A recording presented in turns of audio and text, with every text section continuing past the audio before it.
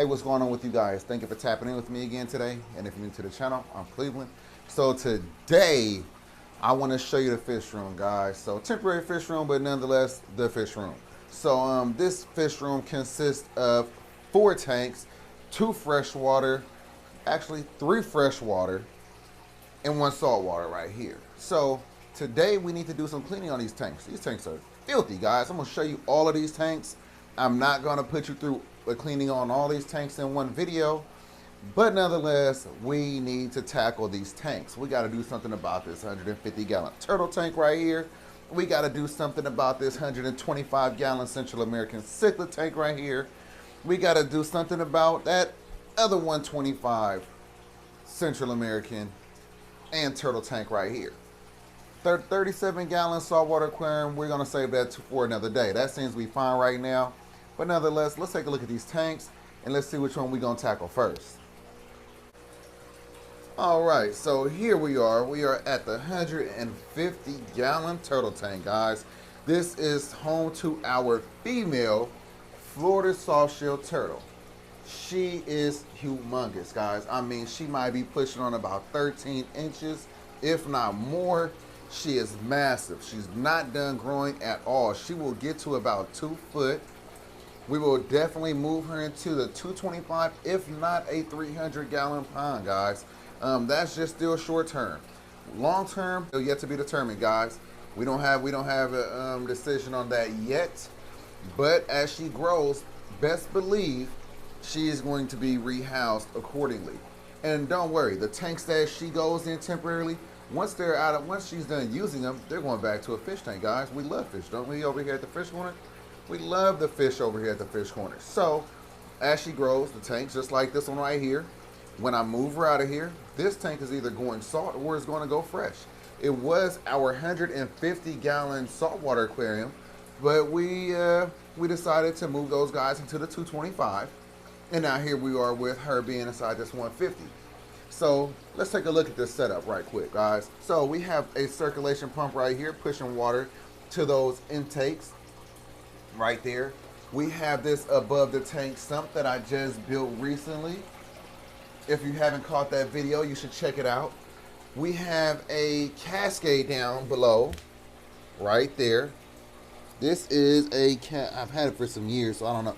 Might be a Cascade 1000. Might even be smaller than that. Nonetheless, Cascade filter right there. And then we have this hang on the back 110 right here. This is a Aqua Clear Fluval brand. And all those filters together keeps this tank as clean as it is. We did have an FX4 on this tank right here, guys. But as you may know from the last video or a couple videos ago when I built this right here, this sump, the filter stopped working. So I will need to buy another motor for it, which I plan on doing. It's probably about like $85. So I will definitely be buying another motor in the future. And then we'll get that back on either this tank or the next tank that she's going in, depending. So that's her. She has a bunch of these rocks in here that I actually cultivated from a creek nearby. Then we got this sand right here from Home Depot. It was like $5 or $6 a bag. I think I used maybe 2 bags in here.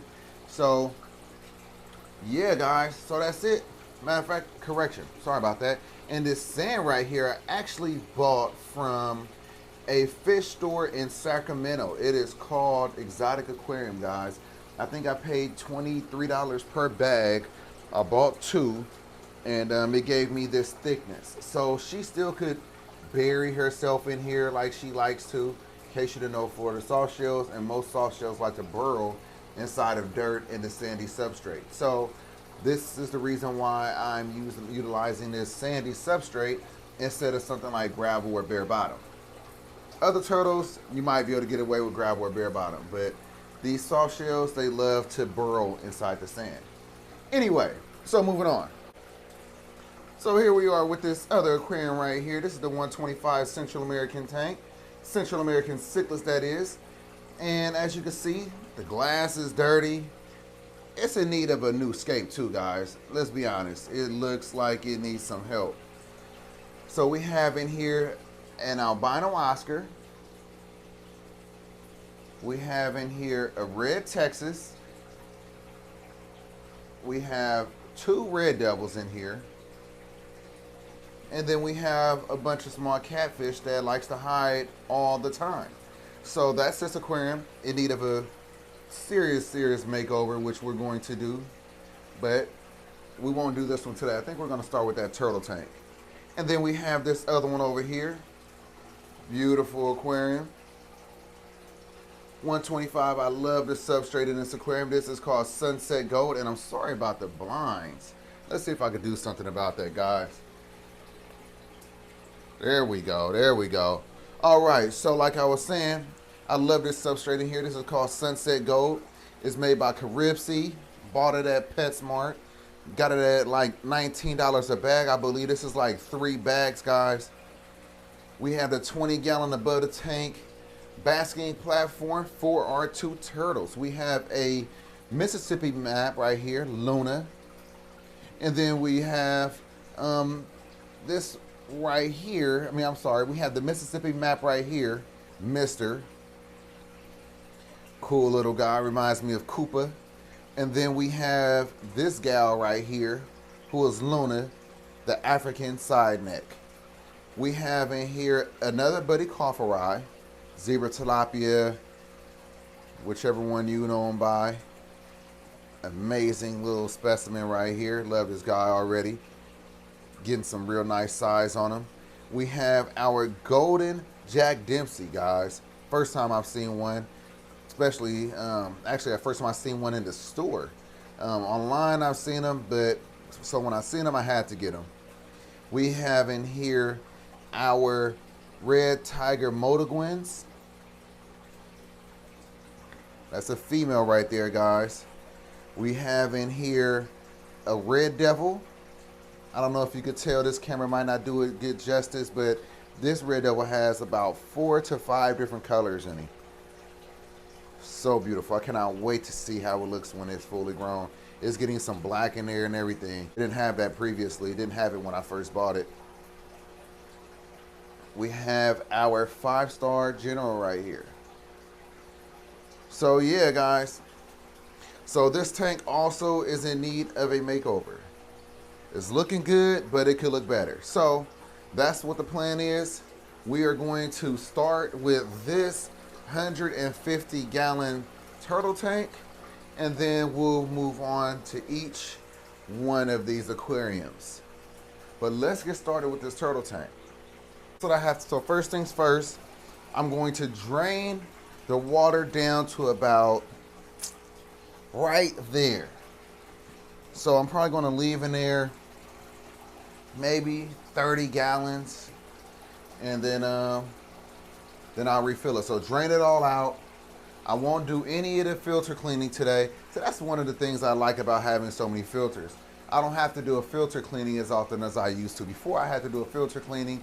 Always rinse the media and tank water, guys. You don't want to kill that beneficial bacteria.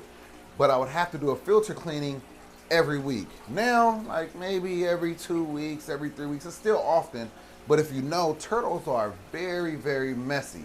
So to be able to get away with cleaning a filter every 2 weeks, I'm appreciative of that, especially when I was previously doing it every week.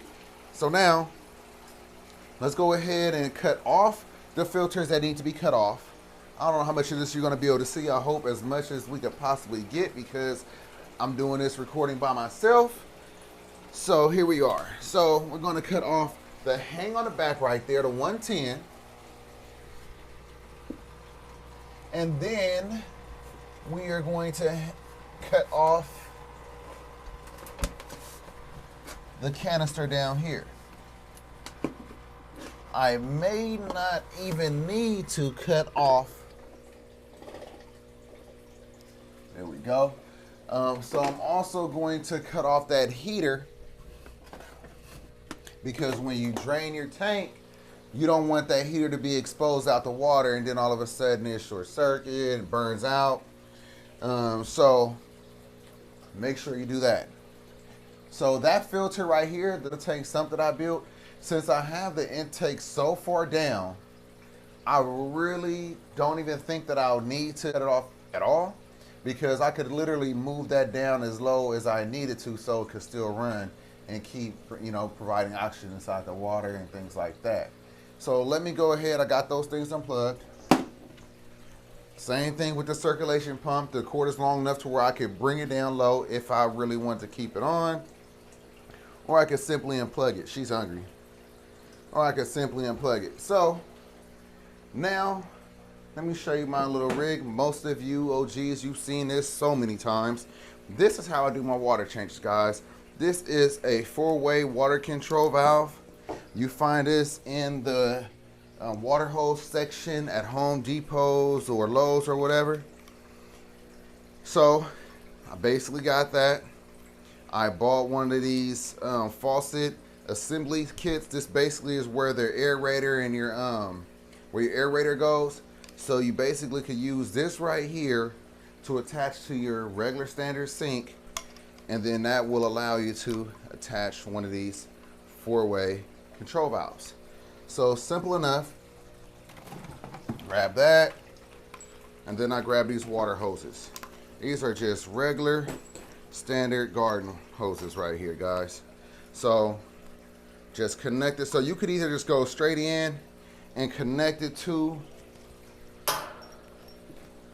one of these outputs like this right here, or you could use this elbow just like I got. I bought some elbows, and it's not necessary. In order for me to be able to use the sink in the bathroom, I did need them. In the kitchen sink, I don't need them. So it's really dependent upon your sink. You could easily buy some little 90s and then connect it to the fitting, to the control valve, and make sure that it'll fit the hose. So that's very easy right there, guys. So we got that going on that side. And then we'll put this one on the other one, just like that. And I also have a pump that I might use to suck out the water faster, depending, because I do want to vacuum out the substrate, because that's a big deal to me. So now I have this. This is all I'm doing. So let's go take a little walk. Let me show you again. All right, so all I'm doing is just, first I'm hooking up this little adapter right here. Just like that. Then I'll connect this to that adapter.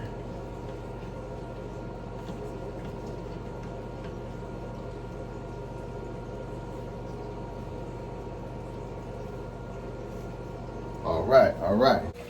Now that I have the water connected to the faucet, bring the hoses in, find a way to support the hoses so they'll stay in the tank. And basically here's the placement of the hoses. So since the hoses are right here, I only wanted to bring the water down to about right there. So the hoses need to stay under the water at all times so you can keep the siphon going. You can use clamps to keep that, to hold it secure. I'm using a 5-pound weight. But let's take a look. All right, now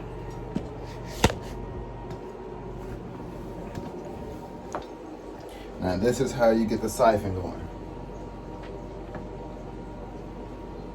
So you open up these valves right here, just like this, open. So this is closed, this is open. Open the valves, cut on the water. Start off slow.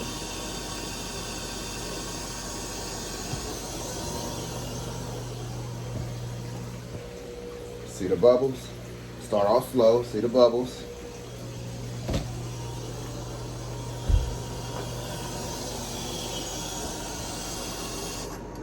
Increase the flow.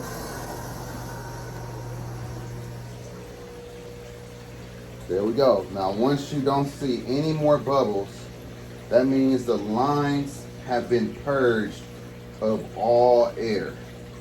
And once the lines have been purged of the air, then you could siphon out the tank.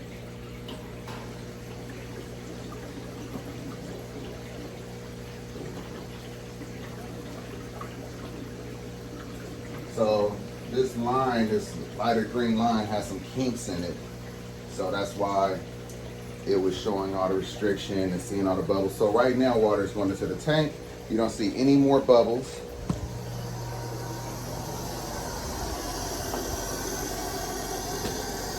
And then watch this. So now, cut the water off. Open up these valves. And that's all tank water. Getting siphoned out.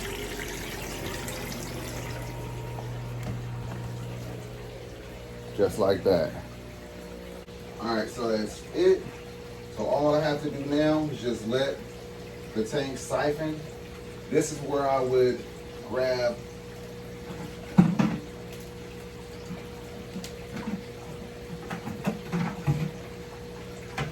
python right here. It's not really a python, but I'll grab my vac right here. And then I would begin doing my vacuum,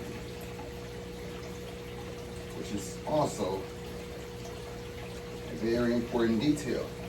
So let's do some of that. Let me show you why. You can't really see in the substrate like this, just bare eye, all the debris that she has in there, but trust me, there's a lot. So first let me go ahead and get this in here.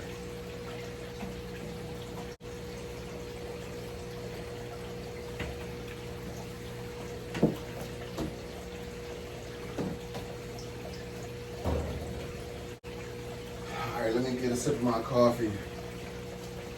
Love my coffee.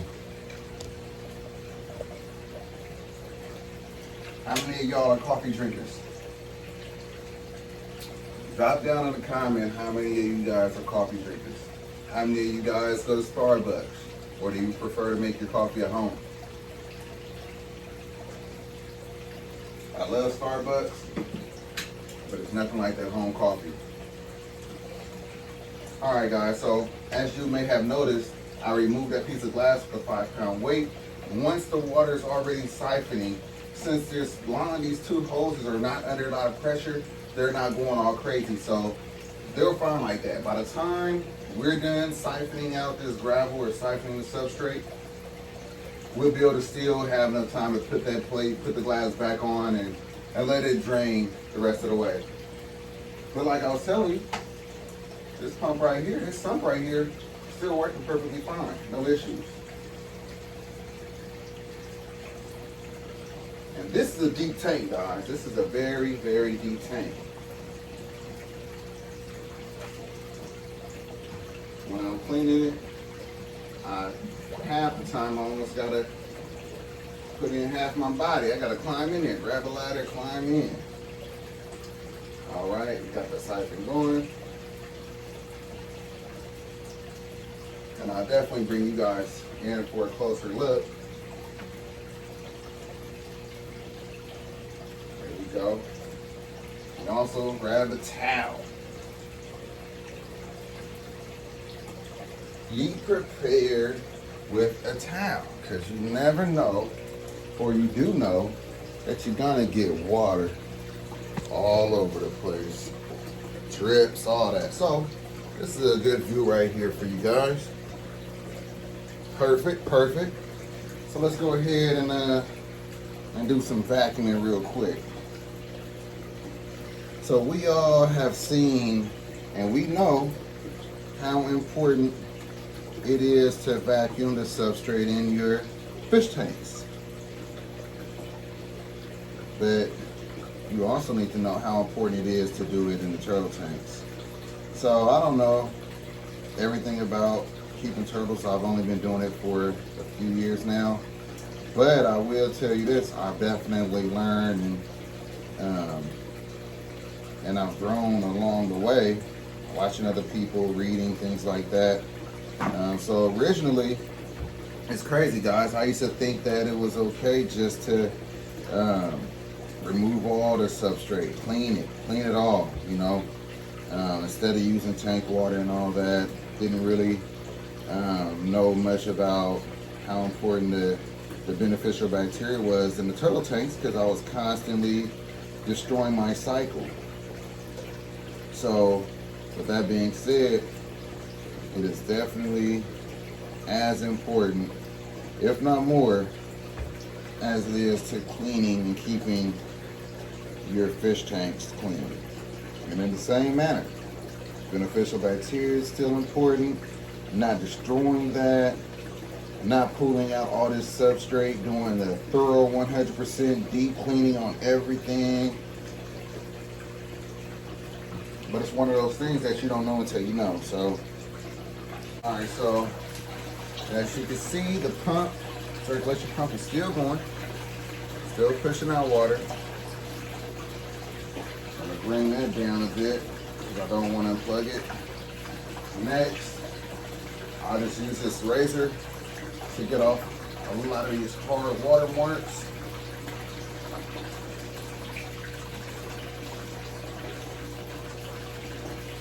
I've tried it with the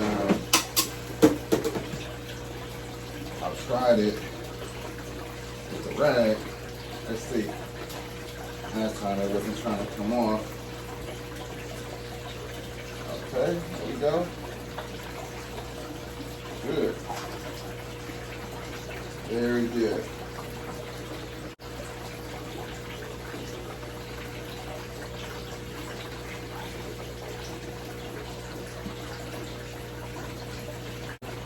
All right, so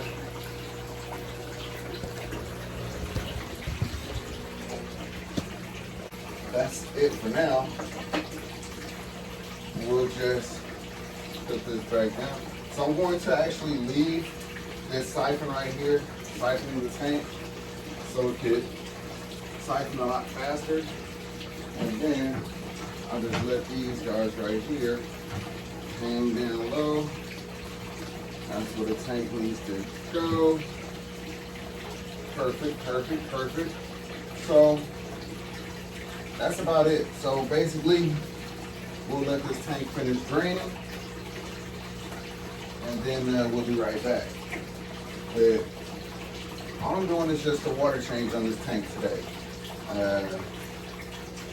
I'll probably do a filter cleaning maybe in another couple weeks. Before the soft shell's right here hiding. We still haven't even named it. We still haven't even named our Florida soft shell. We've had it for so long. I don't want to go with Bonnie because, you know, we had Bonnie and Clyde killed Clyde. We tried everything we could to keep Clyde alive. Basically it didn't happen. So, you know, Clyde's not here. We don't want to name her Bonnie. So we need to come up with a name for this gal right here. And yeah, so I'll be right back once the tank is done draining. So basically I just turn the pump so it'll stay underwater all the way until the intake, all the way until I'm satisfied. So about right here, guys. So it's gonna happen really quick. But anyway, so I'll be right back. Once this is done siphoning, I'm gonna show you the process of adding the water back into the tank. It's so simple, it's just flipping some valves. So I'll be right back. As you can see, water level is high. Filter's back working. Look at what our water level is compared to that intake right there. But that's all I typically do every week is do a water change. If need be, I'll clean the filters, but it's going according to when I know they need to be cleaned. So right now, this filter right here don't need to be cleaned. This one up here is new, looking good, still clean. And then this is the one, the indicator right here. This one right here is definitely good. So when this thing looks all gunked up and I see all the detritus all through there, time to be clean. So that's probably like every 2 weeks. But other than that, 80% water change on this tank, looking good. You have any questions, don't forget to drop them down in the comment section. So that's it. We got this tank fully clean, water change 80% done. Like I said, only got to clean the filters every 2 weeks or as needed, but this water change has to happen every week. But if you have any questions, drop them down in the comments section. I really hope that you guys learned something. I hope this video was entertaining. And don't forget to like, comment, subscribe. Follow me on Instagram, The Fish Corner. Follow me on Facebook, The Fish Corner. Follow me on TikTok, The Fish Corner. And to everybody that's new, please go ahead and hit that subscribe button. And hit that like button. If you've been here for a while, the OGs, man, make sure you hitting that like button for me one time. Share these videos. And to everybody, hit that notification bell, guys. I need to get back on my 2 to 3 times a week videos, or when you hitting that like button, when you dropping those comments, when you letting me know that you appreciate these videos, that you enjoy these videos. It is so very encouraging, and I could definitely use that support to help me make more videos for you guys. But anyway, again, as always, I will catch you guys next time. Peace.